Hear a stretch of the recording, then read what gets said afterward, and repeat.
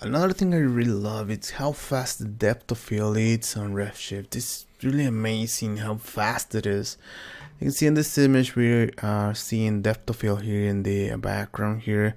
Those chocolates here are a little bit more blurry. Just like a real camera will photograph this. If we go to the camera, we can even exaggerate this with the this power option here on the depth of field tab.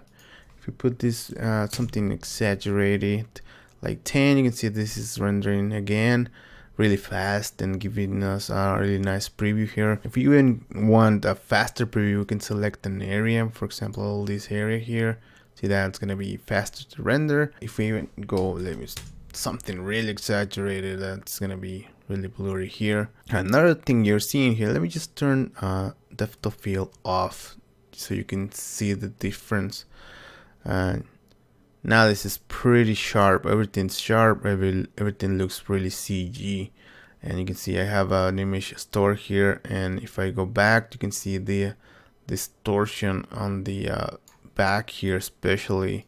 See how this looks pretty different, and it gives it a little bit more realism. And you can even see here that I have, if I go in here, you can see I have color that it's bleeding off, and that's the chromatic aberration that I'm also really a fan of.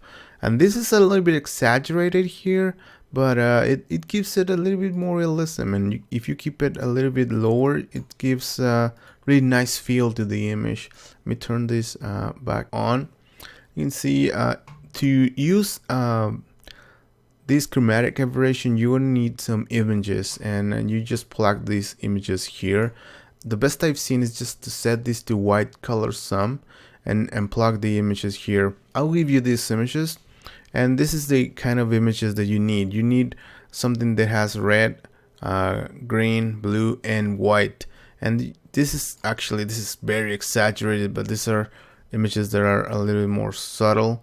But you can see this is kind of how the light separates with different lenses. So you can try all this and see what works for your image. And this looks pretty amazing when you add it to your camera. It looks pretty nice, gives it that a little bit more photographic look to your scenes. Just pushes the images another step forward and gives them that really nice look. And as you can see, it's also pretty fast in Redshift, as I mentioned, so there's no reason why not to use this.